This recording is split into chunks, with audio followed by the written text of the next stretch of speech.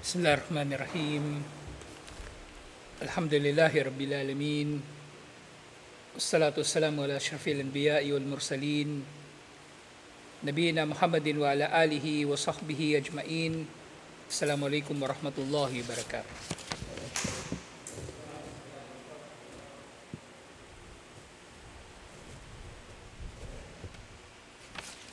So inshallah, yung sumunod na bahagi ng tinatalakay natin na ma'ayir wa sifatul murasya al-mustahiq lil intikhabi fil Qur'anil Karimi was sunnatil mutahhara. Ang mga kriteria at mga katangian ng mga karapat-dapat na maihalal sa eleksyon ayon sa maluwalhating Qur'an at dalisay na sunna. So yung huling natatalakay natin yung mga pagkakataon na si Propeta Muhammad sallallahu alaihi wasallam nga ay nagtalaga ng mga piling sahaba para tuparin ang ilang mga gawain. At tinupad nila ito, siyempre matapos na sila ay i-assign ni Propeta Muhammad sallallahu alaihi wasallam sa mga ito. Tinupad nila ang mga ito sa kabila ng maaring merong mas mainam kaysa sa kanila sa pagtupad nito. Pero merong mga piling pagkakataon na sila pa rin ang pinaka-epektibo at makakatupad sa gawain na yon. Dahil maaring yung tao na mas mainam kaysa sa kanila ay merong ibang pinagkakabalahan. Kaya sa kanila naibigay yung trabaho na yon, sa kanila nabigay yung trabaho na yon. O maaring yung trabaho na yon, maaring mas mababa ang kanilang antas, pero sapat na ang kanilang antas o qualification para matupad yung trabaho na yun. Halimbawa, di ba, sa mga trabaho, kung kaya naman ng labor yung gawain, ba't papagawa mo pa sa mason? Di pagawa mo sa labor. Kung halimbawa, mga pagtuturo naman sa masjid, di mo kailangan magkaroon ng doktor na kailangan magtuturo sa masjid. So, pwede naman na mayroong tao na mas mababa ang kanyang pinag-aralan, inshallah, basta mahalaga ay matutupad niya ito sa pinaka-epektibo na paraan, inshallah. So yung nauna na dalawa na naging halimbawa dito sa nababanggit sa Irshadatud Diniyah ng Darul Ifta. Yung halimbawa nga, yung una ipinadala si Mus'ab bin Umair sa Madina, bagaman merong mas maalam pa kaysa sa kanya. At pangalawa, yung pagpili kay Ali bin Abi Talib na maging pinuno ng hukbo na sasalakay sa Khaybar. At sa Khaybar, dahil ito'y nangyari pagkatapos ng Hudaybiyah, Muslim na nito si Khalid bin al-Walid. At maring kasama na rin nila si Khalid bin al-Walid, pero nagiging general, kumbaga sa digmaan na ito, si Ali at hindi si Khalid bin al-Walid radiyallahu anhu.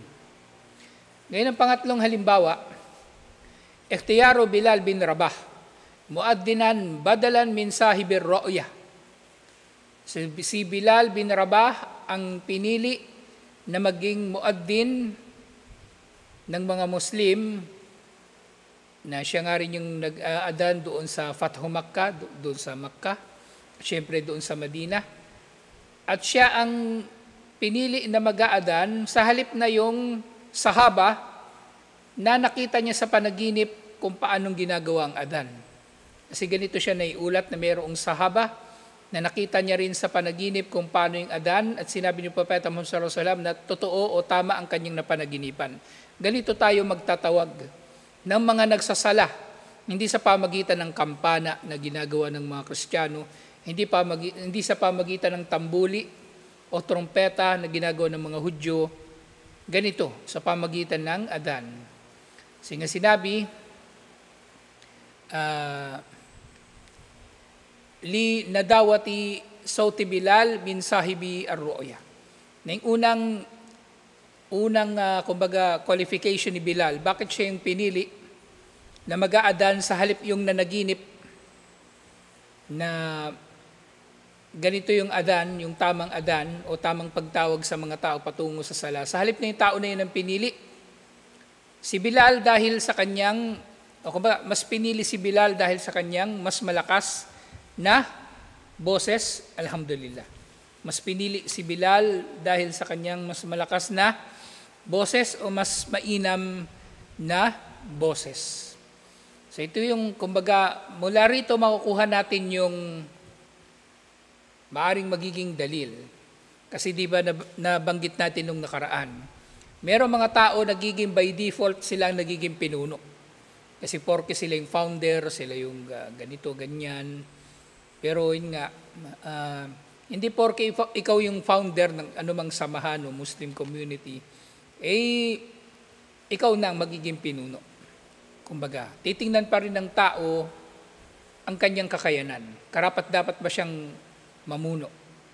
Karapat-dapat man siya na mamuno o hindi siya karapat-dapat? Kung merong mas mainam na magiging pinuno, mag-step down siya. Ipaubaya niya ang pamumuno sa iba. Ganito talaga dapat. Hindi porke ikaw ang nauna, ikaw na yung mamumuno. Okay, hindi ganoon. So tulad dito kay Bilal bin Rabah.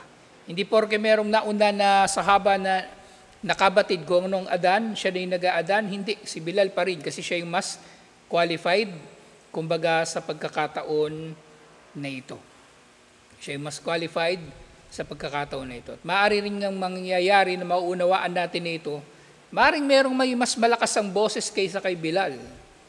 Pero siya ang pinaka-epektibo, inshallah, sa pagkakataon na ito, alhamdulillah. At merong hadith iniulat ni Abdullah bin Zaid, lamma amara Rasulullah sallallahu alaihi wasallam bin naqus ya'malu liyudraba bihin nas lijam'is salah tafa bi wa ana naimun rajulun yahmilu naqusan fi yadihi faqultu ya Abdullah atabiun naqus qala wa matas na ubihi faqultu tad'u bihi ila salah. So iniulat ni Abdullah bin Zaid nang nag-utos daw si Propeta Muhammad sallallahu alaihi wasallam tungkol doon sa naqus. Na yung naqus, ano ba yung ginawa ng translation dito? Parang kampana. So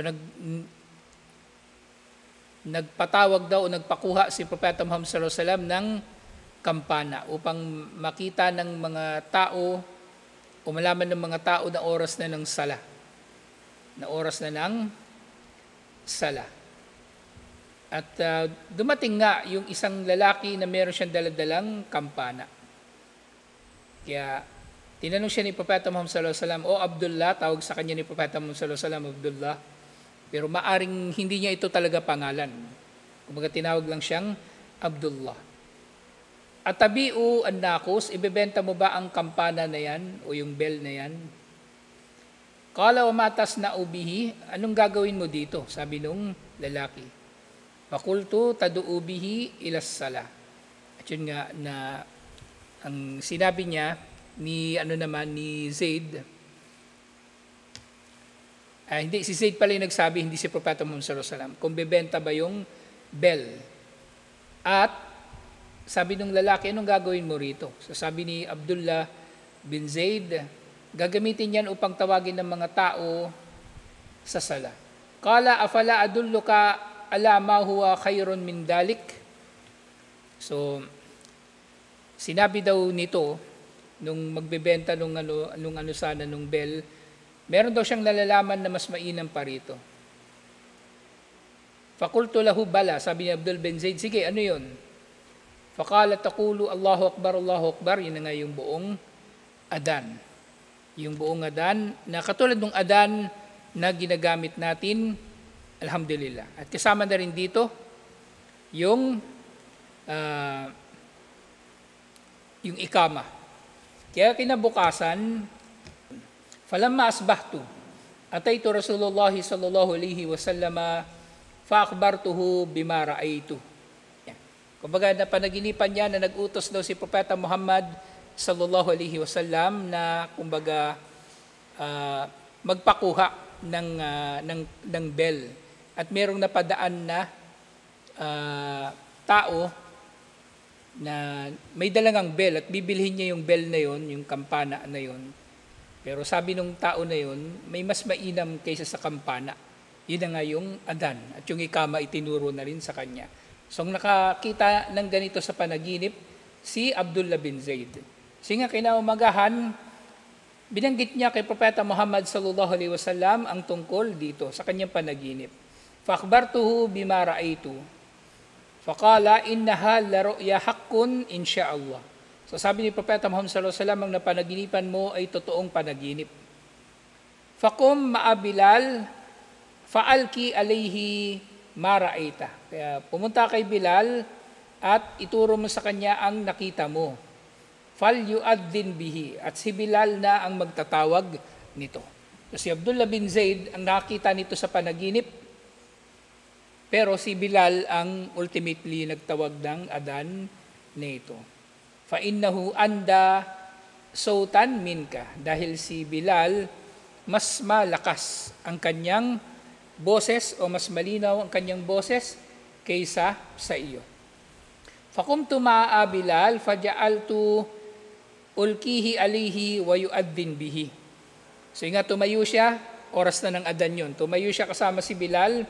Kumbaga, dinidikta niya kay Bilal yung adan na napanaginipan niya, at kung ano ididikta niya, yun din yung isinisigaw ni Bilal.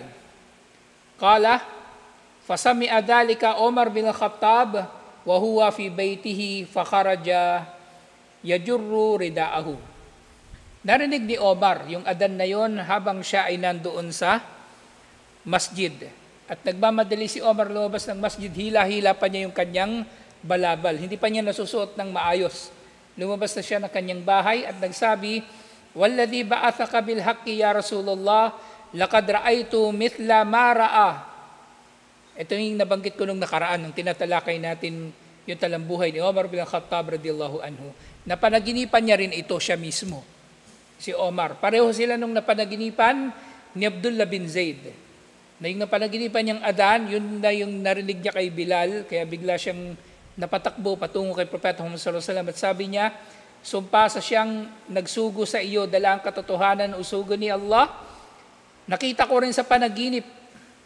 Yan din ang nakita ko mismo sa aking panaginip. Waqala Rasulullah sallallahu alaihi wasallam, sabi nga ni Propeta Muhammad sallallahu alaihi wasallam, falillahil hamd. Papuri kay Allah. Iniulat ito ni na Abu Dawud at Ibn Majah. Alhamdulillah. So dalawa silang nagkapanaginip. Si Abdullah bin Zaid at si Omar. Pero hindi si Abdullah bin Zaid o si Omar ang naging official na muaddin ng mga Muslim. Si Bilal bin Rabah. Si Banal, magandang ano ito eh. Ngayon ko lang naisip yung significance ng 5 na ito, kasi limang tagpo ito eh. Ang significance ng 5 na ito, ang bawat isa rito ay, yun nga, maaari nating pangahawakan kung paanong nag-delegate si Propeta Muhammad sallallahu alaihi wasallam ng iba't ibang mga trabaho sa mga sahaba. Na nga, pinili ni Propeta Muhammad sallallahu alaihi wasallam ang mga sahaba na magiging pinakamainam sa trabaho na yon. Na although maaring meron pang mas mainam nga sa kanila, pero sapat na sila. Sapat na sila para sa trabaho na yon, alhamdulillah. Hindi sila nagkulang. Magkaroon man ng mga pangyayari, makatatanong ng kambal, unahan ko ng kambal. Bakit yung may mga sahaba napapatay? Ibig sabihin, hindi sila marunong. Hindi sila competent. Maring competent pa rin sila, pero syempre, yun na yung tinakda ni Allah, kumbaga sa kanila, na ang kamatayan sa digmaan, sa jihad, ay isang uri ng karangalan. Actually, hindi yun kahihiyan. Di ba? Mapapatay yung Muslim sa jihad, hindi yung kahihiyan. So, isipin natin, hindi man duwag. Isipin natin kaya napatay kasi mahina, o mahina dumiskarte, o mabagal kumilos. Hindi. Yun ay isang karangalan, insyaallah, para sa kanila. Yun ay karangalan para sa kanila. At actually, naalala ko na naman si Khalid bin al-Walid. Di ba sa Khaybar si Ali ang naging pinuno? Pagkatapos ng Khaybar, sakalang nakabalik si Ja'far bin Abi Talib. Saan siya galing? Sa Habasya. Pagkabalik ni Ja'far, doon naman nangyari, mga ilang araw lang, doon naman nangyari yung Mu'tah. So isipin niyo yan, kakabalik lang ni Ja'far mula sa Habasya. Wala namang jihad doon, di ba? So, ibig sabihin wala siyang experience masyado. Kung meron man sa labanan, maaaring konti lang. Kung ihahambing kay Khalid bin al-Walid.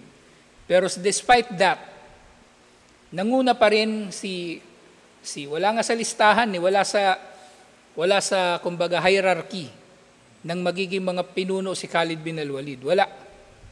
Ang nauna, si Zayd bin Haritha, tapos si Abdullah bin Rawaha, at tapos si Ja'far. Wala si Khalid bin al-Walid doon. Pero sa kabila nun, sumunod pa rin si Khalid bin al-Walid. Pero ngayon, pag merong pastor na nag-Muslim, gusto niya siya agad bida eh. Gusto niya bida siya agad, mamahala siya agad sa Islamic Center. Gusto niya mufti agad siya. Kasi yun din yung tinatanim ng mga Muslim sa kanila. Na porke importanteng tao ka doon sa dati mong relihiyon, dapat importante ka rin ngayon. Hindi ganun. Hindi ganun. Marami tayong mapupulot kay Khalid bin al-Walid. Liban pa dun sa mga balita o ulat ng kanyang katapangan o talino sa labanan. Marami. Yun yung talagang tumatak sa isip ko nun yung pagpapakumbaba ni Khalid bin al-Walid radiyallahu anhu. Subhanallah. Ngayon iba puro pakapalan ng mukha. Lahat gusto maging pinuno Lahat gusto maging pinuno. Sunod, al-Mawdi' al-Rabi', ikhtiyaru sahabi al-Jalil, Usama bin Zaid, qaidan lil-jaysh al-muttajih ila hududil Rum. Ang pagkakapili daw, pagkakatalaga kay Usama bin Zaid bilang pinuno ng hukbo na sasalakay doon sa boundary ng teritoryo ng Roman Empire, ng Byzantine Empire. Actually, ito rin yung Mu'tah mismo. Babalik sila ng Mu'tah. At ito ay ilang araw bago mamatay si Propeta Muhammad sallallahu alaihi wasallam, nakaredy na yung hukbo ni Usama bin Zaid. Pero namatay si Propeta Muhammad sallallahu alaihi wasallam, na-delay yung pagpapadala sa kanila. At ang si Abu Bakr Siddiq radhiyallahu anhu naging khalifa, isa ito sa mga nauna niyang ginawa. Ang ipadala si Usama bin Zaid. Wala siyang binago sa plano ni Propeta Muhammad sallallahu alaihi wasallam. At nasa ilalim ni Usama bin Zaid muli si Khalid bin al-Walid radiyallahu anhu. At yung iba pang mga naunang mga sahaba. Ilang taon lang dito si Usama bin Zaid? 17. Kung ako ngayon, halimbawa, yung kambal naging general, sabi ko, yari, patay tayo dito. Baka ganun iisipin ko, di ba? Pero yun nga,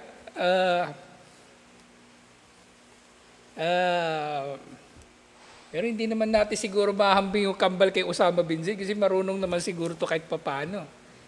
Yan lang. Pero parang ganun, di ba? Mahihirapan kang tanggapin yun, di ba? Baka mamatay tayo dito lahat kasi baka mapusok.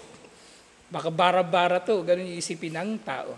Pero sa kabila nun, sumunod pa rin sa kanya yung mga tao dahil utos ni Propeta Muhammad sallallahu alaihi wasallam.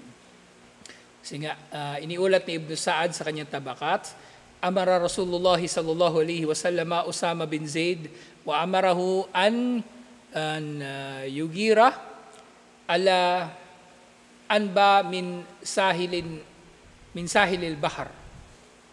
So, inutusan daw siya ni Propeta Muhammad sallallahu alaihi wasallam itong si Usama bin Zaid na pumunta doon sa Abna o doon sa Ubna. O dito sa translation nila Ubna. So Ubna siguro yung yung basa talaga dito. Doon yung Ubna raw malapit na sa dagat. Malapit na rin ito sa Mu'tah. Papunta na ng Jordan. At sinabi ni Hisham, qala Hisham, kana Rasulullah sallallahu alaihi wasallam idha amara ar-rajula a'lamahu wa nadaba an-nasa ma'ahu. So sinabi ni Hisham na tuwinang si Propeta Muhammad sallallahu alaihi wasallam ay magtatalaga ng magiging pinuno, ay ipapaalam niya ito at tatawagin niya ang mga tao na sumama sa itinalaga niya na pinuno. Kumbaga pinapakilala niya na ito ang general ngayon, siya yung pinuno, sundin ninyo siya, mga ganong bagay. At yun nga sa pagkakataon na ito, sa pagkakatalaga kay Usama bin Zaid. Kharaja ma'ahu sarawatun nasi wa khiyaruhum wa ma'ahum Omar. At yun nga, sumama kay Usama bin Zaid, kasama sa hukbo ni Usama bin Zaid ang ilang grupo ng mga tao. Kumaga pinakamainam sa mga sahaba at kabilang sa grupo nila si Omar. So si Omar kasama talaga sa hukbo ni Usama bin Zaid. Biruin niyan si Omar. Ilang taon na si Omar dito sa panahon na ito. So, sabihin natin may ano na siya, nasa may 50 years old. 50 plus. Tapos yung general, kasing edad lang nung kambal. O isipin niya si Manong, gagawin yung tauhan nung kambal. Baka mag-walk out yun, di ba? Mag-walk out yun. Mahirap. Pero nga, nangyari nga yun actually.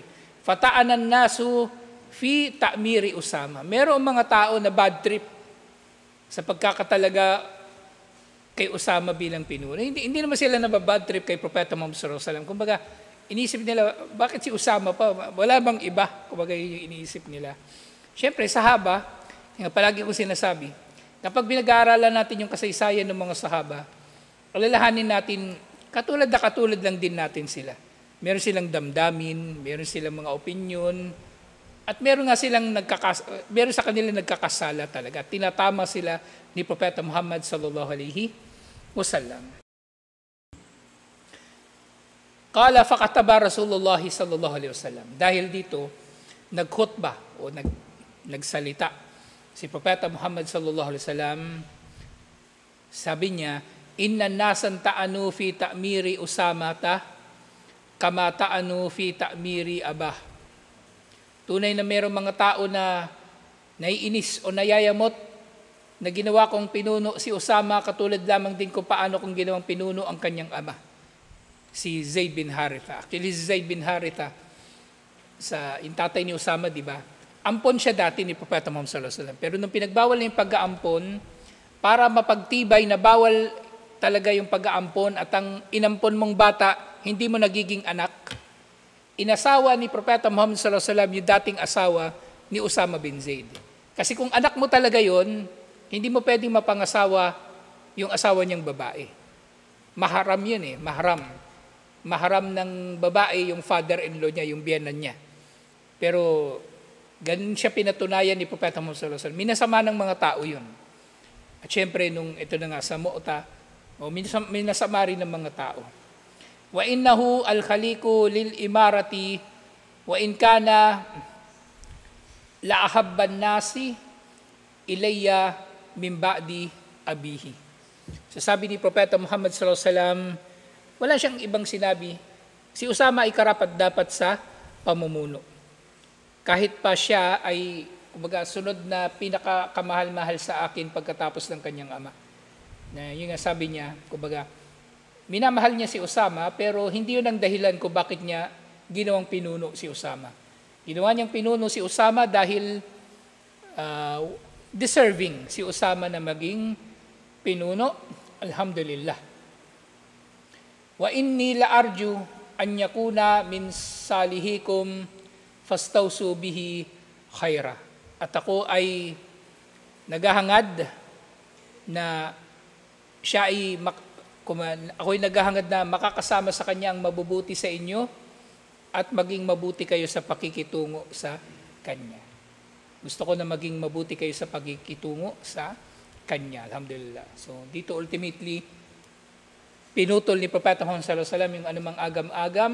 Sinabi niya sa mga tao, karapat-dapat si Zaid sa pamumuno. Wala na siyang, kasi problema minsan kapag yung tao guilty, di ba guilty, halimbawa may ano siya, may siyang maling desisyon.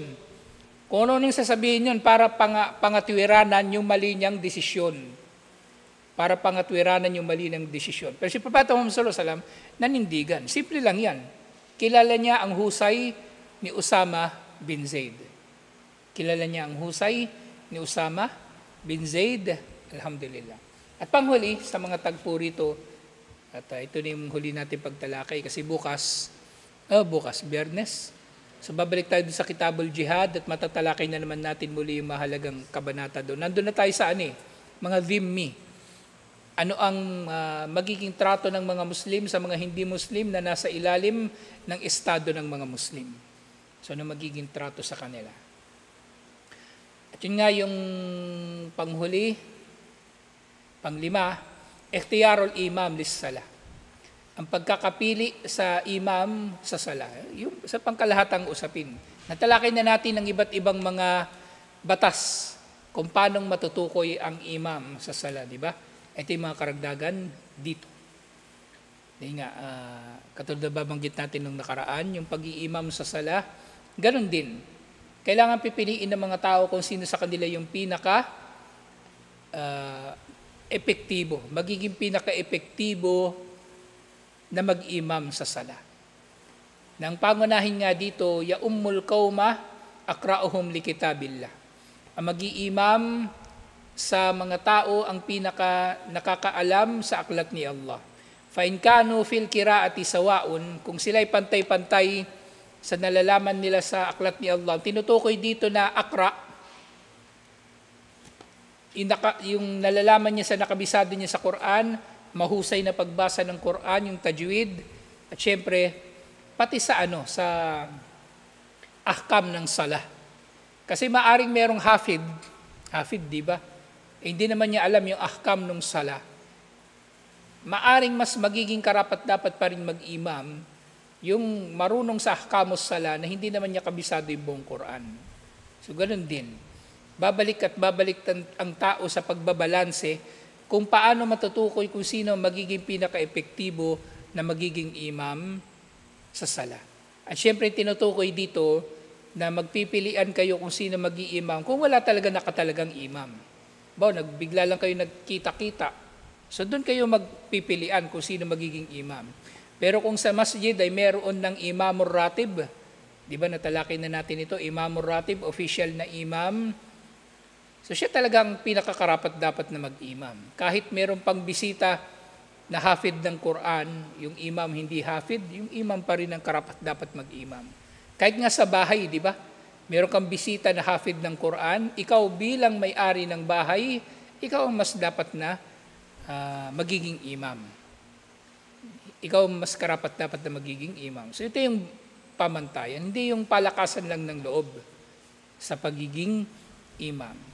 Yun nga, kung pareho sila sa antas ng nalalaman sa Quran at sa ahkam ng salah, fa'alamuhum bis sunnah. Yung pinakamaalam sa kanila sa sunnah na muli may kinalaman sa kaalaman sa ahkamus salah. Fa in kanu fi sunnati sawa fa aqdamuhum hijratan. Kung pareho sila sa nakakabisado nalalaman sa sunnah, sino sa kanilang naunang maghijra? Sa kalagayan ng mga sahaba. Pero sa atin ngayon, wala namang hijra na patungong Madina.